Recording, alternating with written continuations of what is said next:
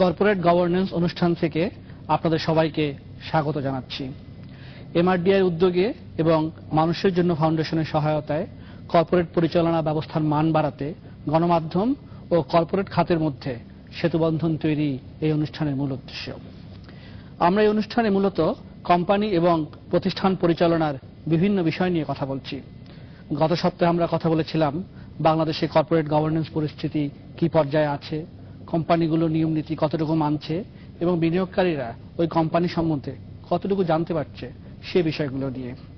আজকের অনুষ্ঠানে আমরা কথা বলবো এই কর্পোরেট গভর্নেন্স বিষয়টি এগিয়ে নিতে এবং তাদের সামাজিক দায় দায়িত্ব প্রতিষ্ঠায় গণমাধ্যমগুলোর ভূমিকা নিয়ে।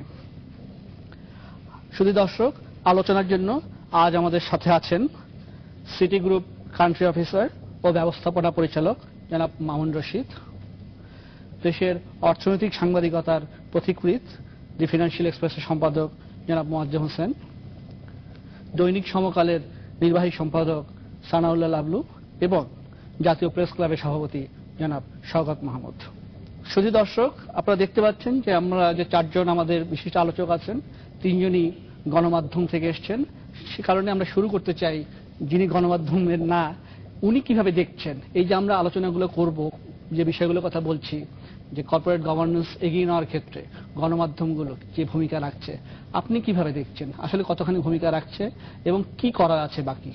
কর্পোরেট খাতে সুশাসন কিংবা স্বচ্ছতা এবং জবাবদিহিতা আনার জন্য তথা অর্থনৈতিক ব্যবস্থাপনায় সামগ্রিকভাবে একটি সুশাসন আনার জন্য মিডিয়া কিংবা গণমাধ্যম একটি বিরাট ভূমিকা পালন করতে পারে। ছোট করে বলতে গেলে আমরা যেটা দেখছি যে আমরা এখনো পর্যন্ত কিন্তু যেহেতু রাজনীতি এবং অর্থনীতি কে কার আগে এগুলো ঠিক করার ক্ষেত্রে, এগুলাকে সুনির্দিষ্ট করার ক্ষেত্রে এখনো কিছুটা আমরা ধাক্কা খাচ্ছি। সেই ক্ষেত্রে আমাদের সরকারি বেসরকারি দুটো খাতে, যেটাকে বলা হয় কর্পোরেট খাত, তারা কিন্তু এখনো সুশাসনের সংজ্ঞাকে সত্যিকার অর্থে সংজ্ঞায়িত করা এবং সেটাকে কার্যকরভাবে বাস্তবায়ন করার ক্ষেত্রে এখনো কিছুটা ডিসকানেক্ট রয়ে গেছে। সেই ক্ষেত্রে আমাদের মিডিয়া কিন্তু বেশ কিছুটা এগিয়ে এসছে। সেই ক্ষেত্রে কর্পোরেট সুশাসন প্রতিষ্ঠার ক্ষেত্রে মিডিয়া কতটুকু ভূমিকা পালন করতে পেরেছে সেটা যদি আমরা দেখি, আমরা দেখছি যে সরকারি খাতে সুশাসন প্রতিষ্ঠা করার ক্ষেত্রে মিডিয়ার ভূমিকা বেশ কিছুটা উল্লেখযোগ্য।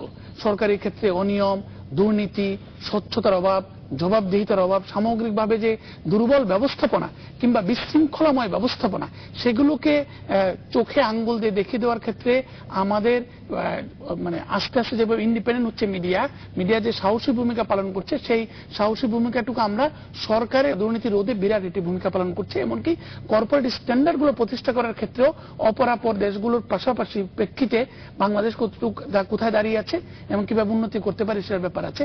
কিন্তু আমরা যেটা বিকাশমান একটি বেসরকারি খাত বাংলাদেশে গড়ে উঠছে এবং উঠছে, সেই ক্ষেত্রে মিডিয়া এখনো আমার কাছে চোখে পড়েনি যে চোখে আঙ্গুল দিয়ে দেখিয়ে দেওয়ার মতো বেশ কিছু ঘটনা ঘটাতে পেরেছে বলে। বাট যেভাবে মিডিয়া এগিয়ে যাচ্ছে, আমার মনে হয় সেদিন হয়তো খুব দূরে নয়, সেই ক্ষেত্রে মিডিয়া হয়তো বেসরকারি খাতের অস্বচ্ছতা, বেসরকারি খাতের জবাবদিহিতার অভাব, বিশৃঙ্খলা, দুর্নীতি, এগুলো চোখে আঙ্গুল দিয়ে দেখিয়ে দিয়ে এবং সেক্ষেত্রে সুশাসন প্রতিষ্ঠার ক্ষেত্রে একটা বাধ্যতামূলক পরিস্থিতি সৃষ্টি করার ক্ষেত্রে হয়তো মিডিয়া এগিয়ে আসবে। জনাব মোয়াজ্জেম হোসেন, আপনি শুধুমাত্র অর্থনীতি বিষয়ের উপর একটি পত্রিকা করা যায় বাংলাদেশে, সেটা করে দেখিয়েছেন। জনাব মামুন রশিদ যেমন বললেন যে বেসরকারি খাতের যে পরিচালনা ব্যবস্থা বা কর্পোরেট গভর্নেন্স যে বিষয়টা আমরা মিডিয়া অতটা ভালোভাবে দেখতে পাচ্ছে না, আপনি কি মনে করেন যে অভিজ্ঞতা থেকে যে কেন এটা হচ্ছে না? যে আমি সম্পূর্ণ মামুন ভাইয়ের সাথে একমত যে ইস্যুটা নিয়েছেন। আমাদের মিডিয়া কিন্তু আপনার গুড গভর্নেন্সের পলিটিক্যাল সাইড যেভাবে আমরা হাইলাইট করা হচ্ছে আর কি, ইকোনমিক সাইডে বিশেষত কর্পোরেট সেক্টর অবশ্য বাংলাদেশের সার্বিক অর্থনীতি না, কর্পোরেট সেক্টরের বাইরে বাংলাদেশের ব্যাপক অর্থনীতি নন কর্পোরেট আমার মনে হয় যেটা, কিন্তু অ্যাকশনসে যেগুলি রেজিস্টার্ড কর্পোরেট বডি দল বলা যায় আপনার, এখানে অ্যাকচুয়ালি দুটা ইস্যু আছে। একটা ইস্যু হচ্ছে আমাদের মিডিয়া আগের চেয়ে অবশ্য মিডিয়া অনেকে অ্যাওয়্যার, এটা অনস্বীকার্য, যেটা আমরা সবাই মিডিয়ার পাতা, ব্যবসা বাণিজ্যের পাতাও যদি দেখি নর্মাল সাধারণ কাগজে দেখবো যে অনেক এনগেজড, আগে যে যতটুকু কাভার করা হতো তার চেয়ে বেশি পরিমাণ কাভার করা হয়। তা সত্ত্বেও আমি বলবো দুইটা সীমাবদ্ধতা এখানে কাজ করে। একটা হচ্ছে কনসেপচুয়ালাইজেশন, আর একটা হচ্ছে কন্টেক্সচুয়ালাইজেশন। আমরা কেন চাই? সেটা চাই কারণ সার্বিকভাবে সুশাসন প্রতিষ্ঠা করতে হলে যে সরকারের ক্ষেত্রেও যেভাবে একটা সুশাসন ব্যবস্থা দরকার, আমাদের ব্যবসার ক্ষেত্রেও সে ধরনের দরকার, এবং সেটা আপনাকে একটা প্রক্রিয়ার মাধ্যমে এসে সেই সুশাসনটা প্রতিষ্ঠা করতে হবে। সেখানে বাংলাদেশকে তো আবার আইসোলেটেডলি আমরা দেখতে পারবো না। বাংলাদেশের অর্থনীতির একটা বিকাশমান ধারা আছে, সেটা তার নিজস্ব একটা কনটেক্সট আছে, প্লাস সেটার একটা আঞ্চলিক কনটেক্সট আছে, আন্তর্জাতিক কনটেক্সট আছে। ইস্যুগুলিকে আমরা কনসেপচুয়ালাইজ করতে হবে এবং কন্টিনিউ। সেখানে আমাদের ম্যান পাওয়ারের একটা সমস্যা আছে, সীমাবদ্ধতা আছে। কিন্তু আমার মনে হয় যদি আমাদের ডিমান্ড বাড়তে থাকে, পাঠকের চাহিদা কিন্তু বাড়ছে এই ধরনের নিউজের জন্য, সে ডিমান্ড বাড়লে ডিমান্ডের সাথে সাথে আমার নিউজ পেপারগুলিও নিজস্ব প্রয়োজনই, মিডিয়াও, আমি নিউজ পেপার বলবো কেন, ইলেকট্রনিক মিডিয়াও আজকাল আমি অর্থনৈতিক সংবাদ অনেক দেখছি, অনেক আলোচনা হচ্ছে। এই ক্ষেত্রে মিডিয়া একটা সেতু বন্ধনের কথা প্রথমেই আপনি চলছেন, একটা সেতু বন্ধনের কাজ করতে পারে। খুব, তবে আমি এটা আপনাকে মাসুদ বলবো, খুব তড়িৎ, মানে খুব আপনার তড়িৎ কোনো রেজাল্ট আশা করবেন না। একটা প্রক্রিয়ার মাধ্যমে যে রেজাল্ট আসে, সেই রেজাল্টটা আপনাকে অ্যাক্সিলারেট করা যায়, এবং সেই অ্যাক্সিলারেশন প্রসেসটা সম্পর্কে মিডিয়ার একদিকে অ্যাওয়ারনেস হওয়া উচিত, পাঠকদের থেকে বা দর্শকদের থেকে আরেকটা প্রেশার হওয়া উচিত। দুটা মিলেই আমার মনে হয় সার্বিকভাবে পরিস্থিতি এগিয়ে নিতে পারবে। জনাব সানাউল্লাহ লাবলু, আপনি একসময় ইকোনমিক রিপোর্টিং করেছেন, একটি পত্রিকায় বিজনেস এডিটর হিসেবে কাজ করেছেন। তা আপনার অভিজ্ঞতা থেকে আপনি বলেন যে এই বেসরকারি খাতের যে বিষয়গুলো, যে কর্পোরেট গভর্নেন্সের যে বিভিন্ন ধাপগুলো, আমাদের দেশের গণমাধ্যমগুলো সঠিকভাবে কেন চলতে পারছে না? আমাদের দেশে যদি বলেন অর্থনৈতিক সাংবাদিকতা বা বিজনেস জার্নালিজম যদি বলি আমরা, বা রিপোর্টিং, এটার বয়সও কিন্তু খুব কম। সেই অর্থে ধরতে গেলে আপনি গত 10-12 বছরে এটা ডেভেলপ করেছে। আপনার মনে আছে যখন 96 সালে আপনার শেয়ার বাজারের যে ঘটনাটা ঘটলো, যে স্ক্যাম হলো, তখনও কিন্তু অধিকাংশ সংবাদপত্র এই সম্পর্কে সচেতন ছিল না। এবং আমাদের দেশে আপনি যদি বলেন যে খুব অভিজ্ঞ, মানে তখন থেকে শেয়ার বাজার জানা বোঝার মতো সাংবাদিকও ছিল না। তখন কিন্তু একটা সময় আসলো যখন সাংবাদিকরা খুব দ্রুত বিষয়গুলো নিয়ে জানা বোঝা শেখার দিকে যাচ্ছে, এবং তারপরেই আস্তে আস্তে পত্রিকাগুলোতেও কিন্তু ফিল করা শুরু করলো যে তাদের জন্য বিজনেস রিপোর্টার দরকার, ইকোনমিক রিপোর্টার দরকার, যাদের আপনি বিভিন্ন ডিসিপ্লিনে, বিশেষ করে বিজনেস ডিসিপ্লিনের বা ইকোনমিক ডিসিপ্লিনের থেকে আসতে হবে ছেলেপেলে, এরকম ছেলেপেলেদের রিক্রুট করা বা জার্নালিজমে নিয়ে আসা, এটা একটা শুরু হলো। তো আপনি যদি যেটা বলছেন যে প্রাইভেট যে সেক্টরের মানে গভর্নেন্সের প্রশ্নটা, আমি পুরো একমত না যে এই ক্ষেত্রে একেবারে পুরো ব্যর্থতার পরিচয় দিয়েছে, এরকম আমি মনে করি না। এই ক্ষেত্রে কিন্তু মিডিয়া বেশ কিছু কাজ করেছে। আপনি যদি মনে করেন সাম্প্রতিক সময়ে আপনার একটা ব্যাংক, আপনি জানেন যে যেটা এখন সরকার মানে বাংলাদেশ ব্যাংক অধিগ্রহণ করেছে, সেটা এক ধরনের মিডিয়া কিন্তু এটা এক্সপোজ করেছে। সেটার মধ্যে যে কেলেঙ্কারিগুলো ঘটলো, যে এবং যে দুর্নীতিগুলো হচ্ছিল সেগুলো, এরকম ধরেন আরো বেশ কিছু বিজনেস হাউস নিয়ে আপনি জানেন এই দেশে বড় বড় বেশ কিছু বিজনেস হাউস, তাদের বিভিন্ন রকম অনিয়ম, দুর্নীতি, তাদের আপনার কি বলবেন আমরা অভ্যাসগত যে ঋণ খেলাপি, এক জায়গা থেকে মানে ঋণ নিয়ে আরেক জায়গায় টাকা খরচ করছে, টাকা পাচার করছে, এই সমস্ত জিনিস কিন্তু মিডিয়াতে এক্সপোজ হয়েছে। শেয়ার মার্কেট নিয়ে এখন ধরেন নানা ধরনের কেলেঙ্কারি অনেক সময় যেগুলো হচ্ছে, সেগুলো কিন্তু মিডিয়া বেরিয়ে আসে। হ্যাঁ, আরো ইনডেপথ হওয়া উচিত, আরো ভেতরে যাওয়া উচিত। এবং সেই ক্ষেত্রে যেটা এখন আমি মনে করি যে একটা বড় সমস্যা হচ্ছে আমাদের এক্সপার্টিজের একটা বড় সমস্যা, এবং সেখানে ইদানিং কিছু কাজ হচ্ছে। আমি মনে করি যে খুবই ভীষণভাবে ধরেন প্রশিক্ষণটা খুবই দরকার। এবং পাশাপাশি হচ্ছে যে আমি মনে করি যে মিডিয়ার নিজেরও আউটলুক চেঞ্জ হওয়া দরকার। মিডিয়ার মধ্যে কিন্তু আপনি কর্পোরেট সেক্টর সম্পর্কে স্বাভাবিকভাবে একটা বিষয় আছে যে এটা ওই যে যেটা বলবেন যে এটা খুব বিশেষ করে বাংলা সংবাদপত্র যদি বলেন যে এটা বোধহয় মানে সাধারণ মানুষের বিষয় না, এটা একটু উপরের বিষয়, মানে বড় লোকদের বিষয়, এটার সাথে সাধারণ মানুষ। কিন্তু আস্তে আস্তে কিন্তু আপনি দেখবেন মানুষের প্রতি মুহূর্তের আপনি ব্যাংক, বিমা, ইন্স্যুরেন্স, শেয়ার বাজার, এগুলোর সাথে কিন্তু সাধারণ মানুষ জড়িয়ে যাচ্ছে, খুবই সাধারণ মানুষও জড়িয়ে যাচ্ছে। সো তাদেরকে নানা প্রশ্নের উত্তর দেওয়া, তাদের সামনে এই বিষয়গুলোকে পরিষ্কার করা, এগুলো মিডিয়ার এখন বড় কর্তব্য বলে আমি মনে করি। জনাব শওকত মাহমুদ, আমরা যে একটা স্টাডির কথা বলছি যে এমআরডিআই এবং মানুষের জন্য ফাউন্ডেশন, এখানে যেমন ম্যান পাওয়ার রিক্রুটমেন্টের কথা বললেন, ভালো ব্যাকগ্রাউন্ড জানে এমন সাংবাদিক নিয়োগ দেওয়া, এর পাশাপাশি আমরা দেখেছি যে ওই স্টাডি থেকে এসছে যে বিজ্ঞাপন একটি বড় বাধা বেসরকারি খাতের সংবাদগুলো যথাযথভাবে উপস্থাপনের ক্ষেত্রে। আপনার কি মনে হয় এই বিষয়টি? এটা তো অস্বীকার করার কোনো উপায় নেই যে নিউজ পেপারগুলোর এখন ওভার কমার্শিয়ালাইজেশনের কারণে তারা স্বাধীন সাংবাদিকতা বা আমি বলবো যে বস্তুনিষ্ঠ সাংবাদিকতার ক্ষেত্রে একটা সমস্যায় পড়েছে। একদিকে এই সমস্যা যেমন আছে, এবং ডিকটেশন আছে, এবং আপনি নিশ্চয়ই একজন বিজনেস জার্নালিস্ট হিসেবে লক্ষ্য করেন যে আমাদের কাগজগুলোতে এই সংক্রান্ত যেসব নিউজ যায় সেগুলো আমাদের খুব সোর্স ডিপেন্ডেন্স খুব বেশি, হয়তো তাদের প্রেস রিলিজগুলো আমরা বেশি ছাপছি, ইন্ডিপেন্ডেন্ট ওয়েতে স্টোরি করা খুব ডিফিকাল্ট হয়ে যায়।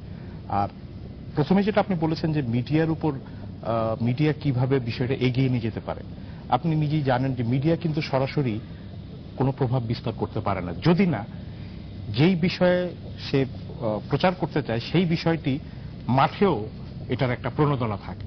যেমন আমাদের দেশে পরিবার পরিকল্পনা এবং আমি বলবো যে কৃষিতে যেই বিপ্লব, আমি বলবো যে বিপ্লব হচ্ছে, গণমাধ্যমের প্রচারণা ছিল, কিন্তু একই সময় ফিল্ড লেভেলেও কিন্তু এই ইনপুট দেওয়া বা পরিবার পরিকল্পনার জন্ম নিয়ন্ত্রণ সামগ্রী বিতরণও কিন্তু একই সঙ্গে চলেছে। কিন্তু এই ক্ষেত্রে আমরা দেখি যে বেসরকারি খাতে যে সংস্কার হয়েছে বা ইকোনমিক রিফর্মস হয়েছে, এগুলোর জন্য মিডিয়ার যে প্রিপারেশনটা বা মিডিয়ার যেই ট্রেনিংটা প্রয়োজন ছিল কিন্তু সেটা কিন্তু হয়নি। এবং একই সঙ্গে জনগণও কিন্তু এই অর্থনৈতিক রিপোর্টিং এর অনেক দুর্বোধ্য শব্দ কিন্তু এখনো তারা বুঝতে পারছে না।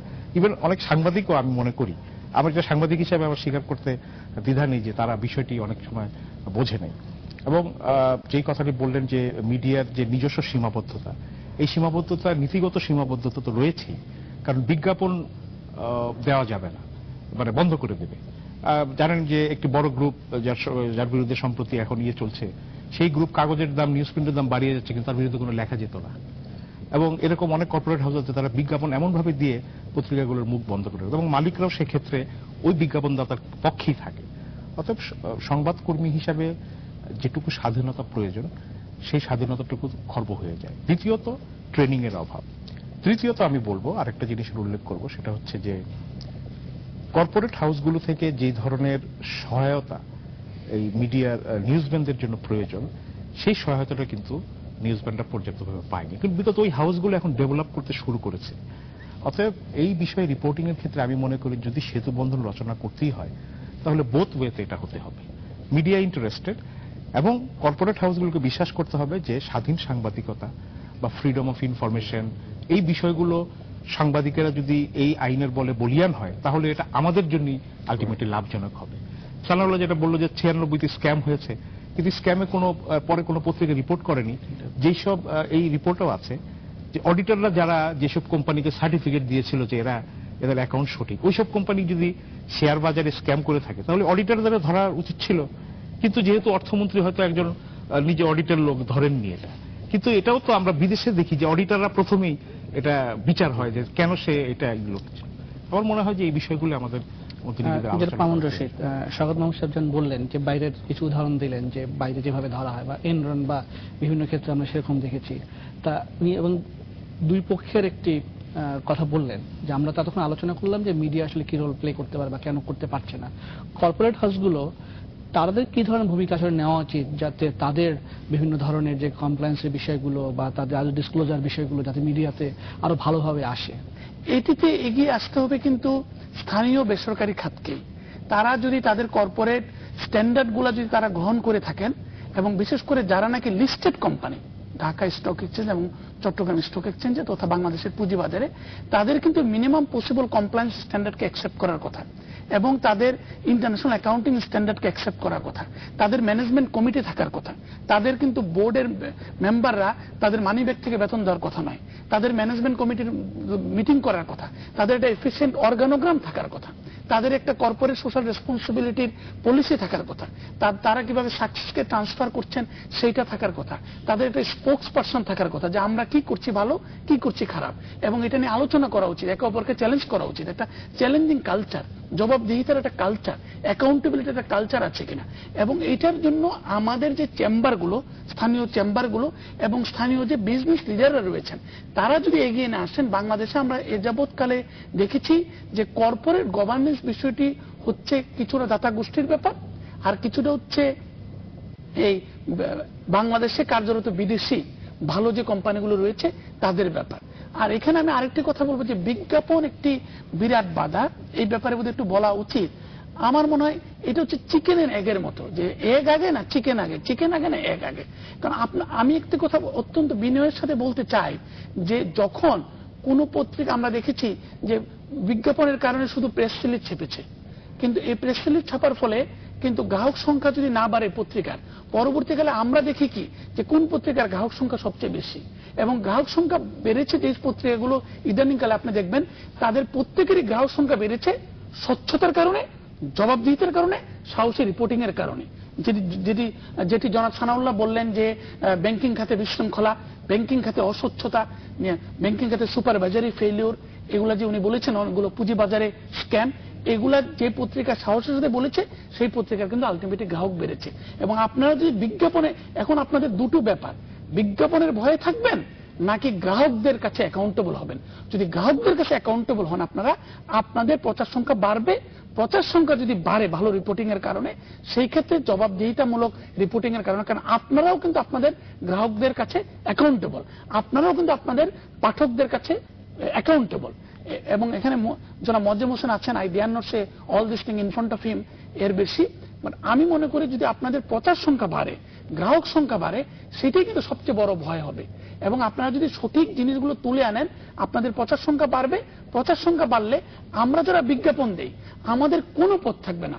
ভারত, পাকিস্তান, গ্রেট ব্রিটেন কিংবা মার্কিন যুক্তরাষ্ট্রের কথা আমি বলবো না, সেই জায়গায় যদি পত্রিকার ইতিহাস আপনারা দেখেন, যে পত্রিকা ভালো ভালো রিপোর্ট তুলে এনেছে তার প্রচার সংখ্যা বেড়েছে, তার গ্রাহক সংখ্যা বেড়েছে ক্রাইসিসের সময় সত্যিকার রিপোর্টিং এর মাধ্যমে, এবং যখন প্রচার সংখ্যা বেড়েছে বেশি লোক এটা পড়েছে, এবং কর্পোরেট হাউসগুলা কিন্তু আরো বেশি বিজ্ঞাপন দিয়েছে পত্রিকাগুলোতে। সুতরাং আপনাদের এই জবাবদিহিতামূলক একটি অর্থনৈতিক ব্যবস্থাপনা সৃষ্টির ক্ষেত্রে প্রণোদনা সৃষ্টি করা ছাড়া আর বিকল্প কোনো ব্যবস্থা আছে বলে আমার মনে হয় না।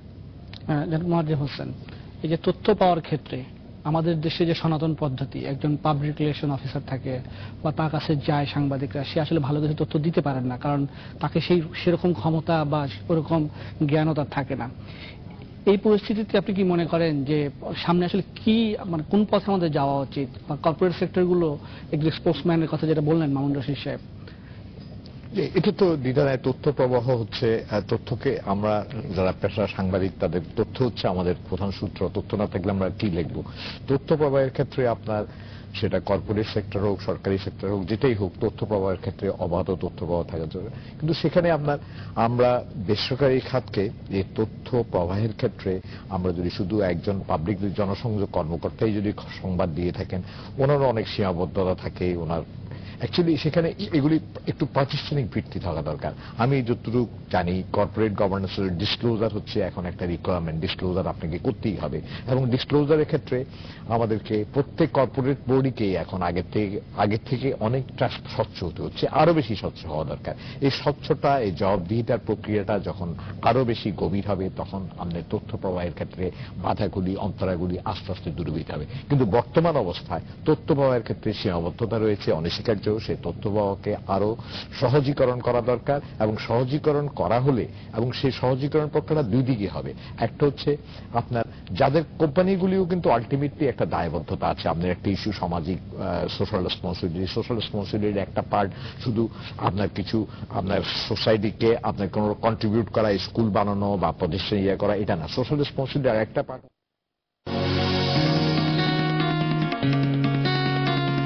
হচ্ছে আপনার স্টেক হোল্ডারদেরকে ইনভলভ করা। আপনার বিভিন্ন স্টেক হোল্ডারকে যখন ইনভলভ করবেন, সামাজিক দায়বদ্ধ, স্টেক হোল্ডারদের দাবির প্রয়োজনেই আপনাকে ডিসক্লোজ করতে হবে। সেই ক্ষেত্রে বিজনেস বডিগুলিকে এগিয়ে আসতে হবে।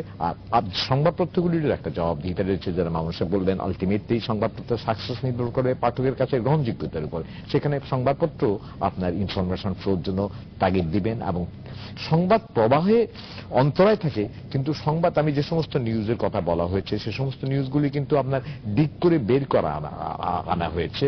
সেখানে কিছু ত্রুটি থাকতে পারে, কিন্তু যদি সংবাদ প্রবাহে বাধা থাকে, প্রতিষ্ঠানগুলিকে বুঝতে হবে সেখানে মিস ইনফরমেশন ফ্লো করতে পারে। যদি সংবাদপত্রের ক্ষেত্রে, সংবাদ প্রবাহের ক্ষেত্রে বাধা কম থাকে, সেখানে ইনফরমেশনের ফ্লিপও থাকে, সেখানে স্বচ্ছতা থাকতে হবে। জবাবদিহিতার জন্য সে সংবাদ প্রবাহটা অবাধ হওয়া উচিত, তবে এটা একটা প্রাতিষ্ঠানিকভাবে রূপ নিতে এটা একটু সময় নিবে।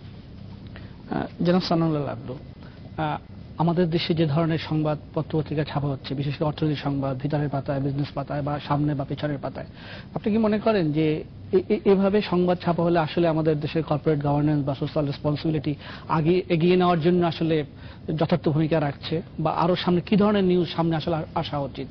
একটা তো ধরেন আপনি তো স্বীকার করবেন যে পরিস্থিতি চেঞ্জ হচ্ছে, তাই না? 10 বছর আগে কিন্তু এই ধরনের সংবাদ আসতো না। আমরা নিজেরাও ধরেন আমরা বলি যে আমরা যখন ইকোনমিক রিপোর্টার ছিলাম তখন যে সমস্ত সংবাদ করতাম, এখন আমার রিপোর্টাররা যদি সেই ধরনের সংবাদ নিয়ে আসে আমরা সেগুলো জাস্ট ওয়েস্ট পেপার বাস্কেটে ফেলে দিই। আমরা তাদের কাছে আরো গভীর কাজ চাই, আরো ইনডেপথ কাজ চাই, আরো ইনভেস্টিগেটিভ কাজ চাই। এবং এটা ধরেন এখন যে কাজগুলো হচ্ছে, মানে আমি মনে করি যে এখন অনেক আরো মানে আপনি ট্যালেন্টেড মেধাবী ছেলেপেলেরা সাংবাদিকতা আসছে, এবং তারা ধরেন এই অনুসন্ধানী কাজ করছে। তারা আরো মানে আপনি সেটা কর্পোরেট সেক্টরে বলেন, যেমন অন্যান্য আরো বিভিন্ন ক্ষেত্রেই এই ধরনের অনুসন্ধানী কাজগুলো হচ্ছে। এবং এগুলো যতই আসবে, আপনি বিদেশে যে আমরা যে উদাহরণগুলোর কথা বলি, এনরনের কথা বলেন বা অন্য সাম্প্রতিক সময়ে যে বড় বড় আপনার যে কেলেঙ্কারিগুলো ঘটেছে, বাংলাদেশেও কিন্তু আপনি যদি খেয়াল করেন গত 5 বছর এরকম বড় বড় কেলেঙ্কারি বাংলাদেশেও উদ্ঘাটিত হয়েছে কর্পোরেট সেক্টরে। হ্যাঁ, এবং এগুলো কিন্তু আমাদের সাংবাদিকরাই করেছে। তো ভবিষ্যতেও যে মানে হবে না এমন ভাবার কোনো কারণ নেই।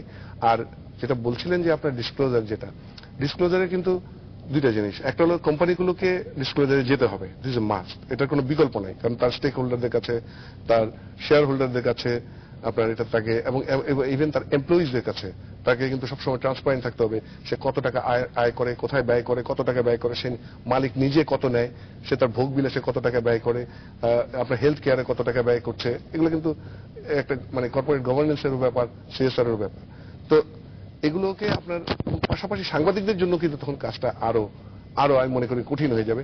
যখন ইনফরমেশন সহজভাবে বেরিয়ে আসবে, যখন কোম্পানি ইনফরমেশন আপনার বের করে দেবে, ডিসক্লোজ করবে, তখন সাংবাদিকদের কাজ হবে অনুসন্ধান করা যে আসলে এই খরচগুলো ঠিক মতো হচ্ছে কিনা, আয়টা আসলে সে সঠিক দেখাচ্ছে কিনা, ব্যয়টা সঠিক জায়গায় করছে কিনা।